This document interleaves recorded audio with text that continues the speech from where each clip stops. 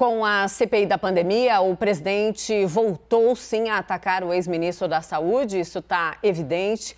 Luiz Henrique Mandetta virou o desafeto, de Jair Bolsonaro, vamos lembrar, ao contrariar, então, publicamente a postura do presidente em relação à pandemia, o que rendeu a Mandetta a demissão do cargo em abril do ano passado, mesmo com 76% de aprovação, segundo pesquisa do Ibope à época. O ex-ministro foi o primeiro a depor a CPI na última terça-feira e é com ele que a gente conversa agora no Expresso CNN. Ministro, boa noite, bem-vindo ao Expresso, finalmente aqui com a turma da noite. É ótimo tê-lo aqui. Mona Lisa falando, o senhor me ouve bem? Te ouço bem, Mona Lisa. É um prazer estar aqui com vocês e com essa turma maravilhosa do Expresso. Eu sou fã, assisto sempre. Opa! Já começou deixando a gente mais à vontade. Muito obrigada pela deferência, muito obrigada de separar a sexta-feira para conversar com a gente. Ministro, vamos lá. A CPI, o senhor disse que essa orientação de só procurar hospitais quando sentisse falta de ar é, na verdade, uma guerra de narrativas. E, pelo visto, ministro, é uma guerra sem fim? O presidente ele entrou nessa guerrilha de internet, ele acha que o mundo é o mundo virtual. Quando a gente fala em janeiro, em fevereiro, não tinha nenhum caso no Brasil, as pessoas estavam mais com medo.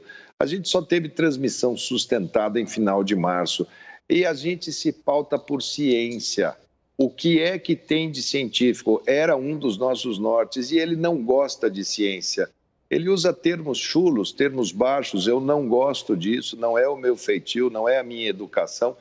Mas ele está enchendo a paciência das pessoas já há muito tempo. Ele precisa tomar um chá de Semancol para poder entender o papel dele na condução desta grave crise sanitária e começar a tomar as medidas que possam ainda salvar, que salve uma vida. Ele falar alguma coisa que ajude os médicos que estão lá nos CTIs. O Brasil é um dos países que mais perdeu médico, enfermeiro, fisioterapeuta no mundo. O pessoal está na linha de frente. Ajude o comércio a reabrir, ajude a economia a funcionar. Pare de jogar a responsabilidade para outros. Eu estive lá, fiz o melhor que eu pude, fiz o melhor do que nós estávamos naquele momento com um projeto para enfrentar. Ele não quis, ele sabotou sistematicamente. E ele quer fazer a guerra de narrativa nesse coliseu de carne aos leões que ele inventou todo dia na internet. Eu não gosto desse nível de debate, não. Inclusive porque nós estamos vendo o resultado, do uso indiscriminado de medicação sem eficácia, infelizmente, em relação à fila de transplantes no nosso país, constatação, inclusive, aqui, muito próxima de nós, em São Paulo. Agora, ministro, daqui a pouquinho vou passar para o Caio Junqueira também, mas eu quero focar agora no ex-ministro Pazuello. O ex-ministro adiou aí o depoimento à CPI por estar em isolamento, aí ele teve contato, com duas pessoas que estão com a Covid, mas ontem o Estadão, a gente trouxe todo o detalhamento, revelou que esse isolamento é seletivo, porque Pazuello se encontrou com o ministro Onyx Lorenzoni. Por que Pazuello está adotando essa estratégia, ministro? Medo de ser inquirido, medo de saber o que é que vai ser revelado das decisões que ele tomou. Ele se submeteu a um papel de retirar as funções do Ministério da Saúde. O primeiro ato dele foi não divulgar os números. Teve que vir ordem do STF para divulgar números. Tem um consórcio de imprensa para poder... Ele perdeu a credibilidade na saída. Depois ele tem que dizer por que ele fez uma portaria, um decreto, ou sei lá o nome que se dá, sobre cloroquina, a revelia de qualquer mínima orientação do corpo técnico. Não passou pela Conitec, que é a comissão que faz a incorporação. Não fez as tratativas para aquisição das vacinas que lhe foram ofertadas e nem foi atrás das outras. Deixou os testes todos, todo o planejamento de testagem brasileiro ele desiste da testagem, não faz o segmento dos atos que deveria fazer, desliga sistemas que estavam sendo como portas de entrada, faz um trabalho de muito baixa qualidade e sempre com muita subserviência.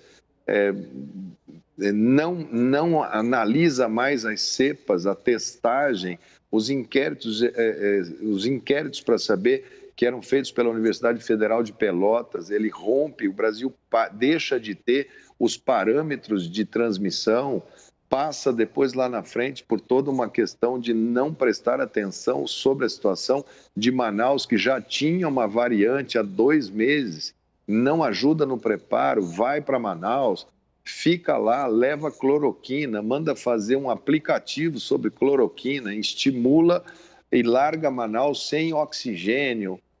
Depois pega os pacientes de Manaus e manda para todas as capitais sem um plano de biossegurança e acaba implantando essa cepa em todo o território nacional em bloco.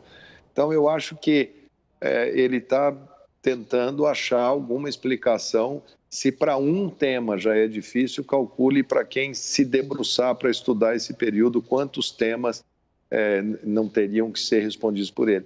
Então, a sensação é que é medo mesmo, é uma sensação de tentar achar pessoas para proteger e é uma situação que, imagino o pânico, a sensação de mal-estar que deve estar passando até chegar a 15 dias. Ele vai ter que enfrentar isso, é uma coisa que ele era responsável, homens públicos são cobrados, eu não tenho problema nenhum em ser cobrado, tenho as razões pelas minhas atitudes e ele vai ter que dar as razões para as atitudes dele. Caio Junqueira, chega na conversa, Caio. Ministro, boa noite. Na sua visão, a culpa da nossa tragédia é toda do Palácio do Planalto ou há responsabilidade sim, como diz, como aponta, como tenta impor essa narrativa, há também parcela de responsabilidade na nossa tragédia de estados e municípios? Olha, você tem uma doença que desafia o mundo inteiro, então começa com uma ausência total de liderança internacional. O mundo falhou. Os mecanismos mundiais de enfrentamento de uma pandemia se mostraram ineficazes. Então, nós tínhamos um problema mundial e que, mais do que nunca, nós precisávamos do Brasil de liderança. A liderança é aquela pessoa que chega, fala a verdade, coloca para as pessoas de uma maneira correta, calma, explica o que está acontecendo e toma as medidas baseadas em valores. O valor número 1, que deveria pautar qualquer nação, é a vida da população. Não se pode falar, olha, está morrendo quem tem que morrer. Como assim? Meu pai tem 90 anos, minha mãe tem 84, são lúcidos, são produtivos, são esteios emocionais, morais, guardam os valores. Quantas pessoas não se sentiram ali naquele momento preteridas? Os idosos foram devidamente colocados. Imagina o receio deles que viam pessoas de 60, 70, 80 anos, seus amigos, indo embora. A doença os mirava frontalmente e você não ter um ponto de consideração, as pessoas falando em preservar e ele falando de isolamento vertical, querendo expor a população jovem rapidamente, sonhando com uma imunidade de rebanho a ser conquistada através da exposição à doença. E ao acreditar nisso, dando exemplos de exposição e estimulando as pessoas a se expor. Então, ele traz para si a decisão expressada numa frase, aqui ele manda, eu obedeço, ali ele se coloca na posição de presidente e ministro, ele desconsidera todos os alertas dos ministros de saúde, tanto eu quanto o Tais, de todas as academias brasileiras, da USP, da UFRJ, de toda a ciência que ele chama de canalha. Esses canalhas, eles passam a ser os inimigos e ele vem com o obscurantismo. Então, é lógico que sobre ele a história será muito dura. Agora, do ponto de vista político, do ponto de vista de consequências políticas, aí eu não posso lhe dizer porque o Senado está agora em discussão sobre esses assuntos e Senado, vai ter que concluir ao término, ele vai ter que concluir qual vai ser o entendimento que ele vai ter sobre isso. Mas a história a história já o coloca, já tem um papel para ele muito duro na história, já que essa pandemia vai ser um marco do início dos desafios do século XXI. Os livros de colégio, de história, daqui a 20, 30, 50, 100 anos vão se referir a esse momento que é desafiador para a imprensa, para a cultura, para o esporte, para a educação, para toda a sociedade, e qual é o tipo de liderança, qual é o tipo de comportamento que cada um teve. Sim, eu tenho 28 anos de carreira, nunca foi tão difícil ser uma jornalista absolutamente focada na prioridade. E 28 anos de carreira, você pensa, tá tudo certo, né? Eu sei fazer. A pandemia me desafiou no máximo e o aprendizado é diário. Sim, corroboro com o que o senhor disse. Ministro, como o senhor disse que nos acompanha todos os dias, ou sempre que pode, o senhor conhece o nosso time. Então vamos lá, o nosso time todo participa da entrevista.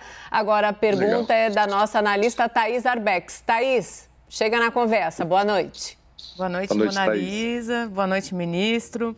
Ministro, a gente tem visto nesse final da semana de primeiros depoimentos que os senadores ali, além da cloroquina e além da vacinação, também têm insistido muito na tese sobre a imunidade de rebanho. Eles querem saber se de fato havia algo nesse sentido, algo estratégico do governo deliberado.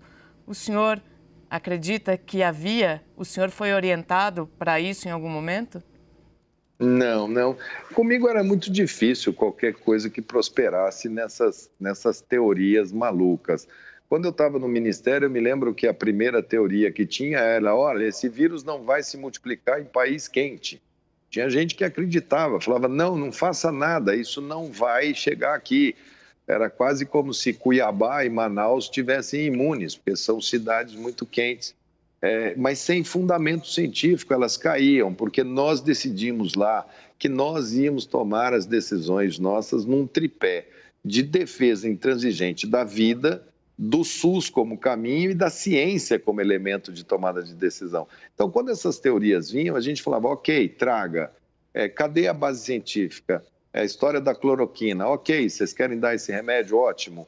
Eu sei o risco desse remédio, qual é o benefício? Me traz o benefício. Tendo benefício, a gente banca. Não tendo benefício, eu não posso submeter as pessoas somente ao risco sem saber o benefício.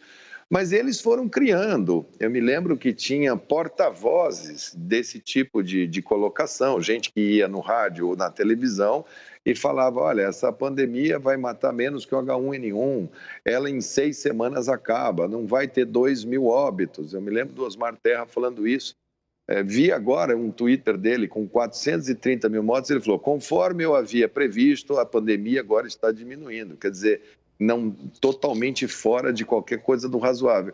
E isso, de certo modo, contaminava. Essa da transmissão comunitária, ela tem algum nexo, porque ela explica muita coisa, ela explica muito do comportamento. Quer dizer, se o governo queria um efeito rebanho, eu me lembro que Manaus fez uma pesquisa, eu não sei se chegou a ser um trabalho publicado, me perdoa, de que os doadores de sangue, eles testaram e teria 55% de pessoas com anticorpos.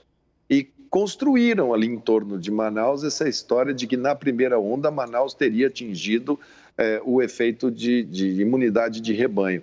Como eles pararam de fazer inquérito para saber qual era esse percentual, me parece que dali para frente a política era vamos provocar aglomeração, vamos combater o uso de máscara, vamos minar os esforços para que as pessoas se exponham, contraiam a doença e cheguem a essa imunidade. Porque isso explica também uma decisão de não comprar vacina.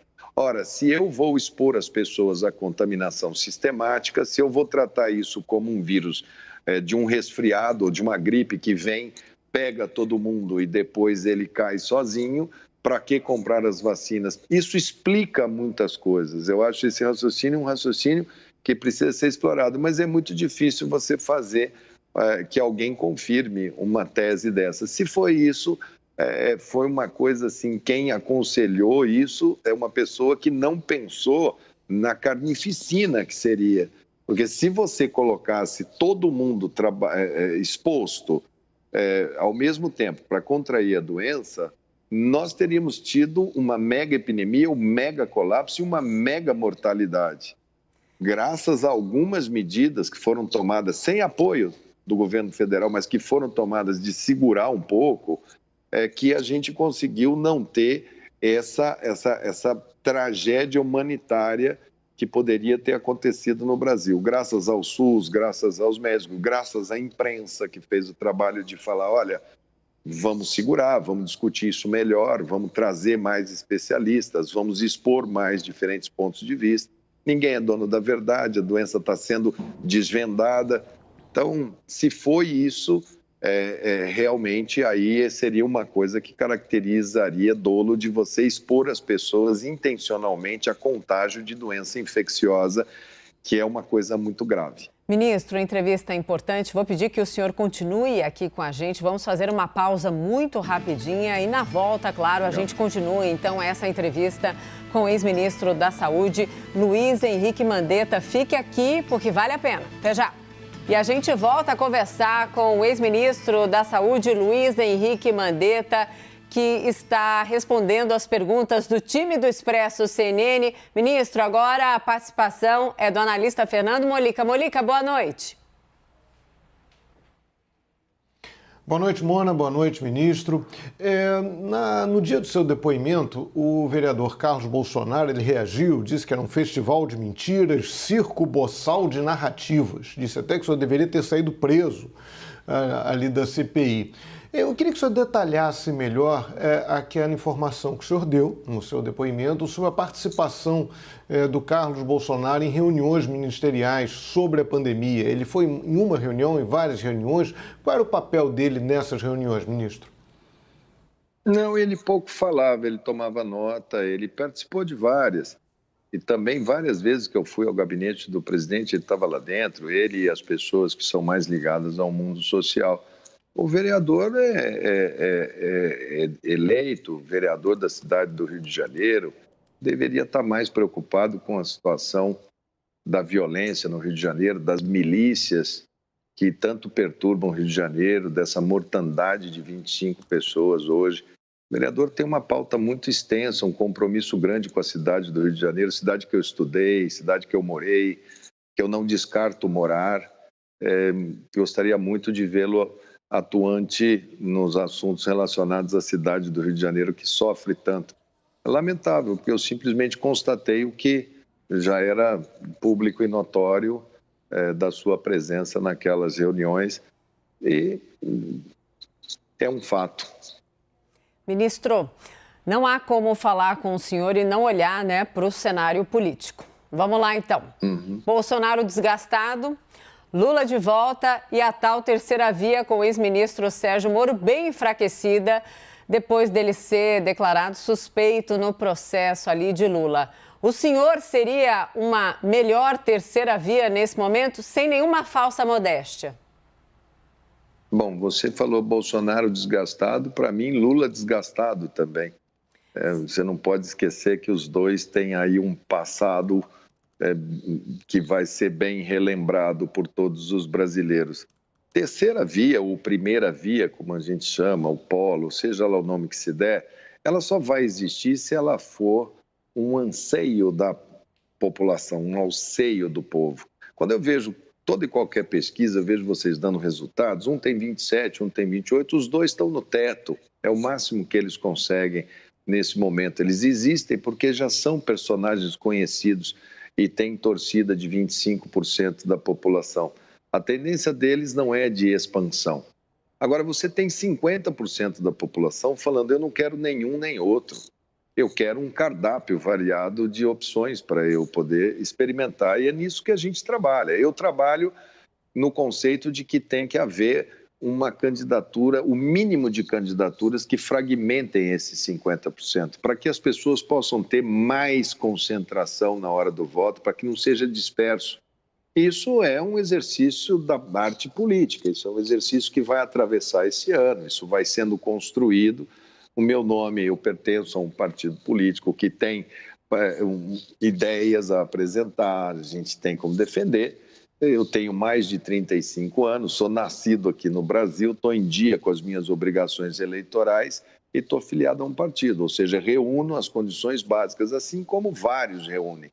O que precisa agora é essas pessoas terem maturidade para construir um projeto de nação junto. Eu vou participar ativamente. Se vou estar com o meu nome à frente ou não vou estar com o meu nome à frente, eu vou fazer aquilo que seja melhor para que o debate seja muito bem feito e as diferenças sejam muito bem apontadas. Se eu estiver lá, vou fazer com a mesma garra, com a mesma intensidade que eu sempre fiz. Se não tiver, quero estar representado por alguém que eu possa ter a vontade de sair de casa e fazer campanha. Então, 2022 está lá em 2022, a gente tem que atravessar esse 2021 que está duro, de aguentar tanta política equivocada, tanto erro, tanta coisa básica, tanta agressão, tanta violência, tanto maus tratos à imprensa, ao STF, ao Congresso, à China, ao mundo, aos ministros. Parece que é todo dia uma crise, a gente acorda para saber qual é a crise do dia, qual é a grosseria do dia. Isso aí não leva ninguém a nada, isso não leva país a canto algum. Isso daí vai ser um bom debate para ser feito com o Brasil. Ministro, se o senhor nos assiste, o senhor sabe que aqui o papo é reto sempre. O senhor falou sobre o anseio da população, se tiver o anseio da população, mas eu perguntei sobre o anseio do senhor. O senhor gostaria de ser essa terceira via, ministro? Mona, você é dura demais com esse teu entrevistado. Não, eu apenas gostaria de que Mona, eu acho o seguinte, o papo fosse reto, inclusive. Todo ato político, toda candidatura, ela nasce da indignação. Ou você se indigna com o quadro social, ou você se indigna com a fome, ou você se indigna com o quadro que está aí, e isso é que te faz levantar. Indignado eu estou, com os dois que se apresentaram até agora. Estou olhando para os pares da classe política e da sociedade e falando, precisa ter um movimento coordenado. O meu nome está aqui. Eu não sou candidato de mim mesmo, eu não posso ser fulanizado. Eu quero um projeto para a gente defender ideias.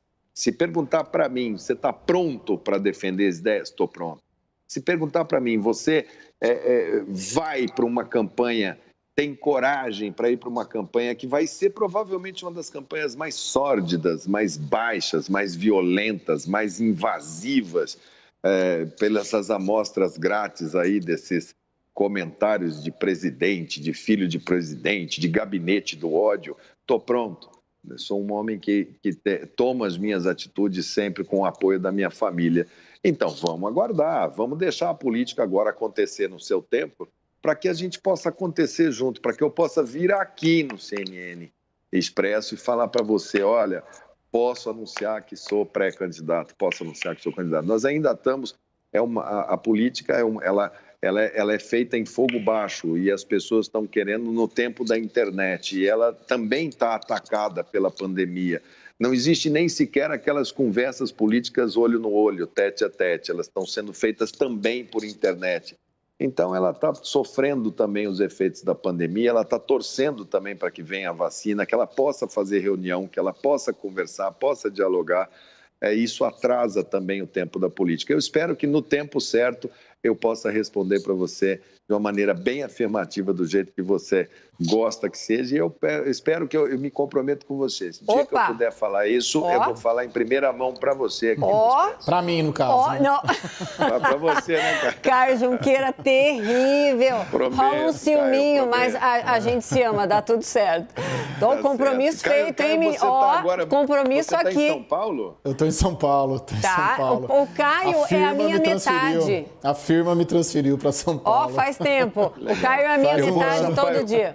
Eu vou a São Paulo segunda-feira, vou ver se eu ligo para você para eu fazer uma visita aí em São Paulo, que eu não conheço, só conheço a CNN Brasília. Combinado. Claro, será muito bem-vindo. Caio, vamos lá, metade? Ô, ministro, a minha dúvida é, o senhor avalia que o presidente Jair Bolsonaro será o primeiro presidente da República a não se reeleger desde a redemocratização ou, na sua avaliação, ele chegará competitivo em 2022?